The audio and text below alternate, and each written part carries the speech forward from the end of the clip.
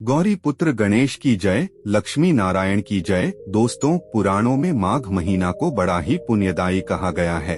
इस महीने में स्नान, दान, व्रत का फल अन्य महीनों से अधिक बताया गया है। माघ महीने की शुक्ल पक्ष की एकादशी को जया एकादशी कहते हैं। यह एकादशी बहुत ही पुण्यदायी है। इस एकादशी का व्रत करने से व्यक्ति को नीच योनि से मुक्ति मिलती है।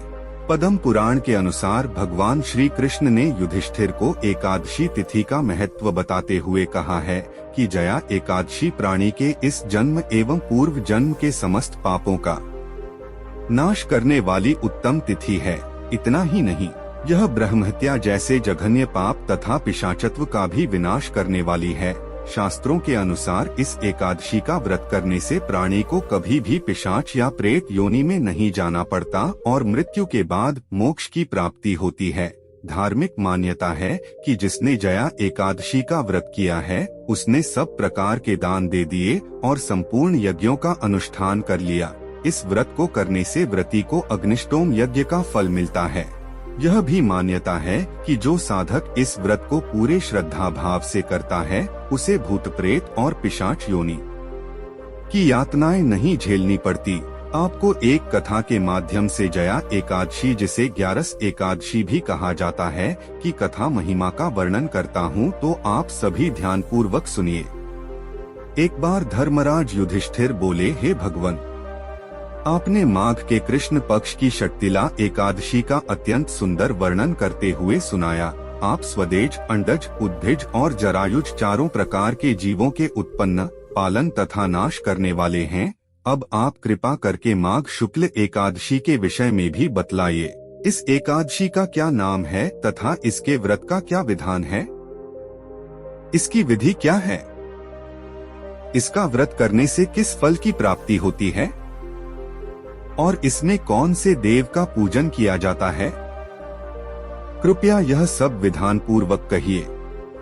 श्री कृष्ण कहने लगे कि हे राजन, माघ शुक्ल एकादशी के दिन आने वाली एकादशी को जया एकादशी के नाम से जाना जाता है। इसका व्रत करने से मनुष्य ब्रह्मा हत्यादि पापों से छूटकर मोक्ष को प्राप्त होता है तथा इसके प्रभाव से भूत, पिशाच आदि योनियों से मुक्त हो जाता है। इस व्रत को विधि पूर्वक करना चाहिए। अब मैं तुमसे पद्म पुराण में वर्णित इसकी महिमा की एक कथा सुनाता हूँ। देवराज इंद्र स्वर्ग में राज करते थे और अन्य सब देवगण सुखपूर्वक स्वर्ग में रहते थे। एक समय इंद्र अपनी इच्छानुसार नंदन वन में अप्सराओं के साथ विहार कर रहे थे और गंधर्व गान कर रहे थे।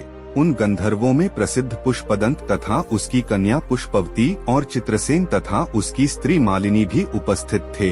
साथ ही मालिनी का पुत्र पुष्पवान और उसका पुत्र माल्यवान भी उपस्थित थे।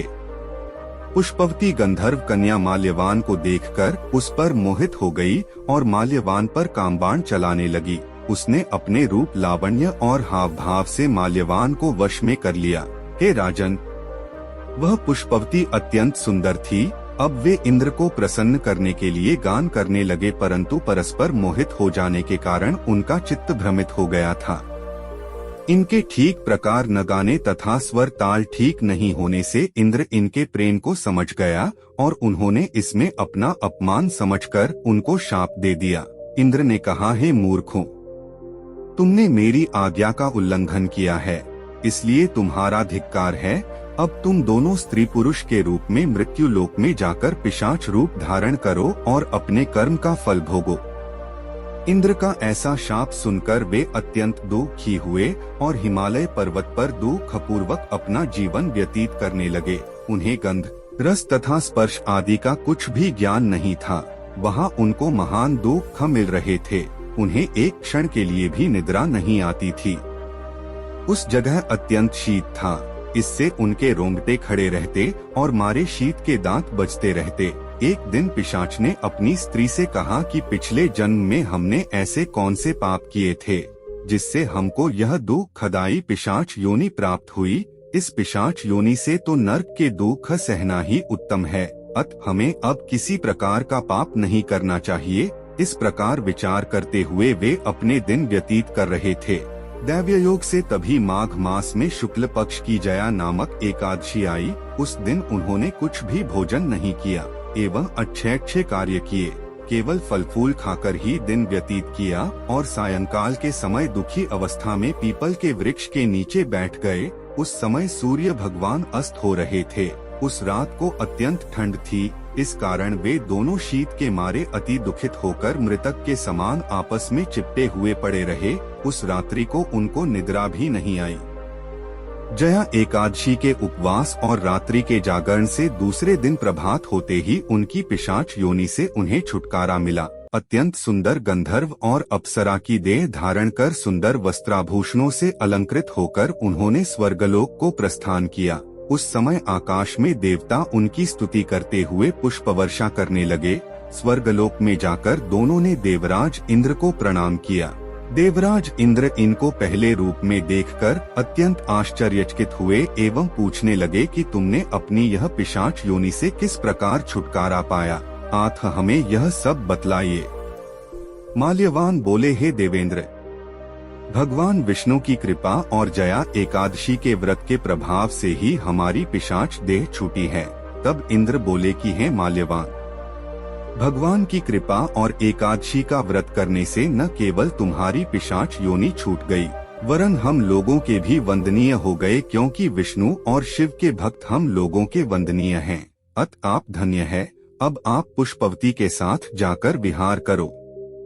श्री कृष्ण कहने लगे कि हे राजन युधिष्ठिर, इस जया एकादशी के व्रत से बुरी योनि से भी मुक्ति मिल जाती है। जिस मनुष्य ने जया एकादशी का व्रत किया है उसने मानो सब यज्ञ जप दान आदि कर लिए। जो मनुष्य जया एकादशी का व्रत करते हैं वे अवश्य ही 1000 वर्ष तक स्वर्ग में वास करते हैं। आइए अब मनोकामनाओं की पूर्ति करने वाली बड़ी ही दुर्लभ कथा को सुनते हैं। एक बार देवर्षि नारद जी बैकुंठ धाम गए। वहां उन्होंने भगवान श्री लक्ष्मी नारायण जी को नमन किया। नारद जी ने श्री हरि से कहा, प्रभु पृथ्वी पर अब आपका प्रभाव कम हो रहा है। धर्म पर चलने वालों को कोई अच्छा फल नहीं मिल रहा है। जो पाप कर रहे हैं उनका भला हो रहा है। तब श्री हरि ने कहा, ऐसा नहीं है देवर्षि, जो भी हो रहा है सब नेति के जरिए हो रहा है। नारद जी बोले, मैं तो देखकर आ रहा हूँ पापियों को अच्छा फल मिल रहा है और भला करने वाले धर्म के रास्ते पर चलने वाले लोगों को बुरा फल मिल रहा है। भगवान ने कहा, कोई ऐसी घटना बताओ। नारद जी ने कहा, अभी मैं एक जंगल से आ रहा हूँ। वहाँ एक गाय दलदल में फंसी हुई थी, कोई उसे बचाने वाला नहीं था। तभी एक चोर उधर से गुजरा। गाय को फंसा हुआ देखकर वह नहीं रुका, वह उस पर पैर रखकर लांघकर चला गया। आगे जाकर चोर को सोने की मोहरों से भरी एक थैली मिली। थोड़ी देर बाद वहाँ से एक वृद्ध साधु गुजरा। उसने उसे गाय को बचाने की पूरी कोशिश की, पूरे शरीर का जोर लगाकर उसे गाय को बचा लिया। लेकिन मैंने देखा कि गाय को दलदल से निकलने के बाद वह साधु आगे गया तो एक गड्ढे में गिर गया और उसे चोट लग गई। प्रभु बताइए यह कौन सा न्याय है। नारद जी की बात सुन लेने के बाद प्रभु बोले, यह सही ही हुआ है। जो गाय पर पैर रखकर भाग गया था उसकी किस्मत में तो एक खजाना था, लेकिन उसके इस बात के कारण उसे केवल कुछ मोहरें ही मिली। वहीं उस साधु को गड्ढे में इसलिए गिरना पड़ा क्योंकि उसके भाग्य में मृत्यु लिखी थी, लेकिन गाय को बचाने के कारण उसके पुण्य बढ़ गए और उसकी मृत्यु एक छोटी सी चोट में बदल गई। इंसान के कर्म से उसका भाग तय होता है, इसलिए अच्छे कर्म करना कभी भी नहीं छोड़ना चाहिए। यह सुनकर नारद जी बहुत प्रसन्न हुए और भगवान श्री लक्ष्मी नारायण जी की जय जयकार करते हुए बैकुंठ से चल दिए। बोलिए श्री लक्ष्मी नारायण भगवान की जय। आई अब एकादशी व्रत की पूजा विधि जान लेते हैं। एकादशी के दिन व्रती को प्रातः सूर्योदय से पूर्व स्नान कर व्रत का संकल्प लेना चाहिए। साधक को इस दिन सात्विक रहकर भगवान विष्णु की मूर्ति को शंख के जल से नमो भगवते वासुदेवाय मंत्र का उच्चारण करते हुए स्नान आदि कराकर वस्त्र, चंदन, जनेऊ, गंध, अक्षत, पुष्प, तिल, धूप दीप, नैवेद्य, ऋतुफल, पान, नारियल आदि अर्पित करके कपूर से आरती उतारनी चाहिए। सात्विक भोजन करें एवं तामसी पदार्थों के सेवन से दूर रहें।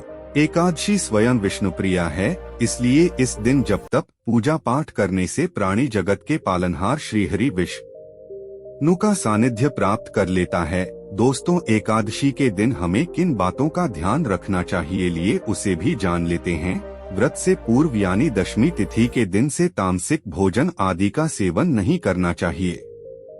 इस दिन तुलसी दल से श्री हरि का पूजन करें, लेकिन तुलसी दल एक दिन पूर्व तोड़कर रखें। व्रत के दिन भोजन में चावल का सेवन नहीं करना चाहिए। व्रत रखने वाले व्यक्ति को क्रोध एवं दूसरे की बुराई करने से बचना चाहिए। किसी के बारे में कुछ भी गलत बोलना और सोचना नहीं चाहिए। व्रत रखने वालों को व्रत वाले दिन नाखून, बाल, दाढ़ी आदि नहीं काटने चाहिए एवं स्त्रियों को इस दिन बाल नहीं धोने चाहिए।